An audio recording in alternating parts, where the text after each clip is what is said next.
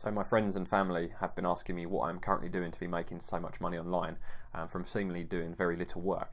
So when I tell them that I'm using Amazon FBA, they look at me with a blank face. So I thought I'd do this very short 10-minute video and show you in 10 steps the process I follow to launch successful products on Amazon. So before I get into it, just to give you a quick overview of FBA, what we are effectively doing is we're finding high demand products on Amazon. We're then sourcing these products in China. We're customizing these products, getting them imported directly to the UK to the Amazon warehouses. We're then creating a listing, marketing that listing, then Amazon are fulfilling all of the orders and dealing with 99% of the customer service. So what I'm going to do is show you the 10 steps that are generally involved with launching a successful FBA product. So the first step to launching a successful product on Amazon is actually finding one in a high demand niche. And within that niche, there needs to be an opportunity to distinguish your product. And the distinguishing factor should never be the price of that product. So you never want to be in a price war on Amazon. It always needs to be that your product has additional features or functions that means you're offering more value and not a lower price point. So that's the first thing. We need to find products that have got high demand. Now there are many tools available to allow you to estimate demand for products on Amazon. The main one people use is called the Jungle Scout Chrome extension, and that runs between $100 to $200. But that is the only tool you need to purchase in order to do your product analysis. Now you can try and do it without one of these tools and it will take you a lot longer, but that's the first step, is finding a high demand product. So once you've found a high demand product, what is the next step? Well, you then have to track and verify that those estimates are actually correct. So you would track the product you have found for at least 7 days. Every day you'd go onto their website once a day and you'd see how many of that product has sold.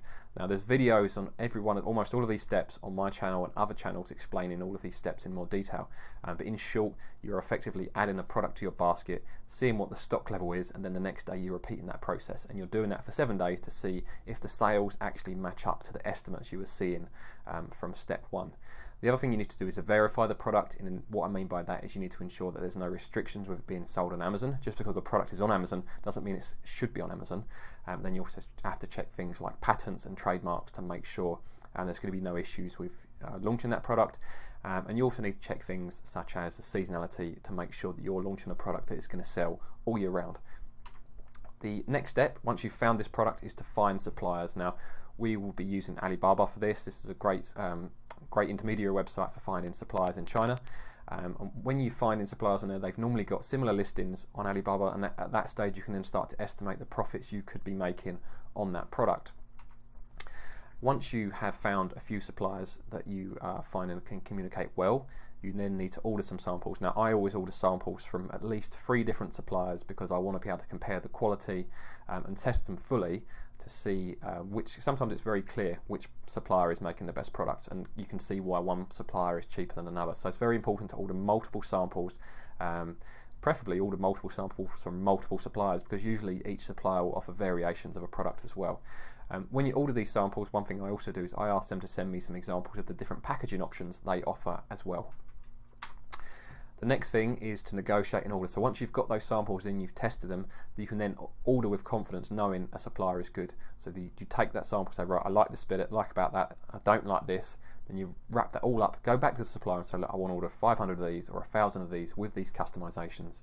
And then you will negotiate over the space of a couple of days to get to the best possible price.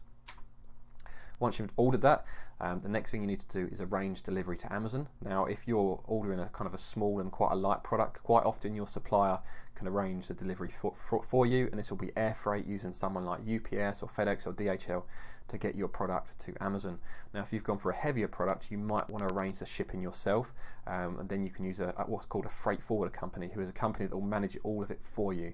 So you contact a freight forwarder, you get a quote for shipping X amount of product from location A to the Amazon warehouse in the UK, and then they will manage the whole process for you.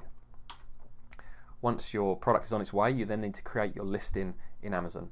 Now, this is the key point of this process. Your listing in Amazon has to stand out, and the number one priority when creating your listing is the photography. So I would always recommend spending out on professional photography unless you're very good at photography yourself, and that will allow you to stand out, because that is the first thing everyone will see when your product is listed in Amazon is your image, and you need to stand out against the other listings that are on there.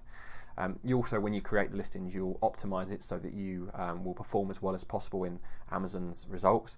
And there's various tools out there again that allow you to do the keyword data research to provide the keywords and phrases you need to create an optimized listing that will eventually rank well on Amazon. Once your product then is delivered to the Amazon warehouses, you'll get a notice saying that your products are at the fulfillment center and they've been processed into stock. You can then launch your product.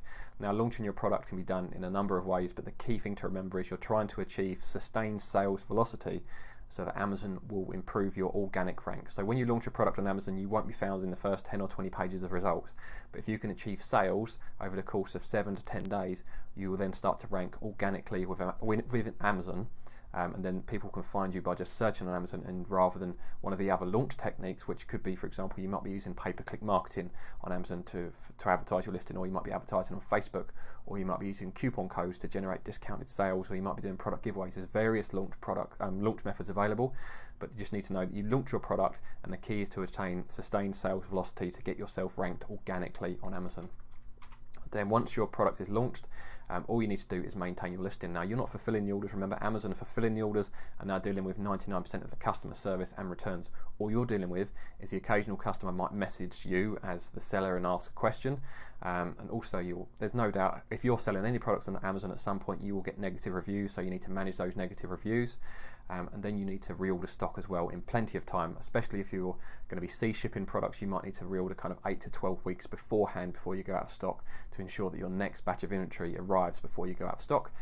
And that's it. And step 10, repeat and profit, because this is the beauty with Amazon FBA. Once you master the process and you can find great products with opportunities to improve, then you can just repeat this model, and it's just a matter of time and capital to grow your business. And if you can imagine down the line, you've launched 10 or 20 products that are all generating profit for you, that all you're doing is managing reviews, a bit of customer servicing, and reordering stock, and then Amazon are taking care of everything else.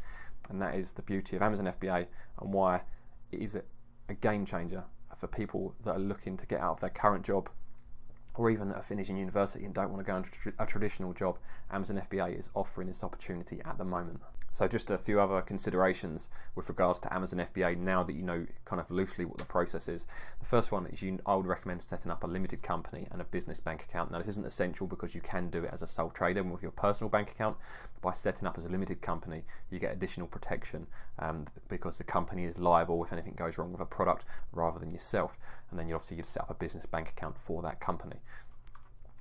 You need to register for an Amazon account. Now, I did this quite early on in the process because you can claim back the £30 monthly fee for any month you're not selling. So you might register and then launch your product for 3 months, where you can then claim those 3 months back. But then you can also use those 3 months to familiarise yourself with the Amazon platform, what's called Amazon Seller Central, and get a feel for how it all works. For every product, you'll need to purchase what's called a GS1 barcode. Now, that's a unique barcode for your product, and you need that to be able to create your listing in Amazon. You also need to create a brand for your product. Now, if you want to build a huge brand, then you might want to spend more time on this. If you just want a generic brand, which is kind of a catch-all for various products that are kind of unrelated, then it might be simpler. If you're not very good at design work, you can use somewhere like Fiverr.com, and then you can get very cheap design work for logos and packaging stuff all drawn up there. But getting your brand created is something you need to do before you place your order, because you're going to want to put your logo on the product and on the packaging. You also need to decide which marketplace you want to sell on. Now, I personally sell on Amazon.co.uk. A lot of people do very well on .com, and some people sell on .co.uk and also sell in other European countries. But I would say pick one market to start with, do all of your research based on that market, and focus there and learn that inside out before you start looking at launching on other marketplaces. Like I said, the only essential tool I would recommend is a sales estimator. Now, I use Jungle Scout Chrome extension, but there are other tools about. They all generally do the same thing, and they give you an idea of what the sales are like across that front page of search results when you're searching for a particular keyword on Amazon.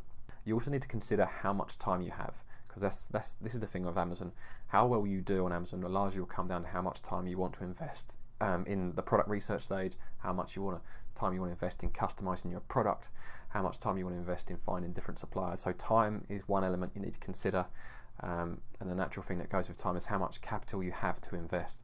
Now, if you're looking for an income replacement from Amazon, then you're probably going to need a lot more money than if you're just looking for kind of a sideline income, which in which case your capital requirements might be a lot smaller. So consider how much time and capital you can invest in Amazon before you get started, because then you can set your expectations realistically on what you make back based on the time and capital that you invest in it. And remember, Amazon FBA is not perfect. You know, it's a huge opportunity, but due to some of Amazon's kind of terms of services and stuff like that, there are some things that are frustrating. And if you go on YouTube, you'll see various people saying, you know, explaining some of the pitfalls of trade on Amazon. However, for me, those kind of negatives are all offset by the massive opportunity that is currently available to literally every person that is watching this video. If you've got time and capital, you can start and become successful on Amazon. So that's it. That's my summary of Amazon FBA. If you want to find out more about Amazon FBA, please like and subscribe to the channel. And if you've got any particular questions, you can email me, darrenlynchfba@gmail.com.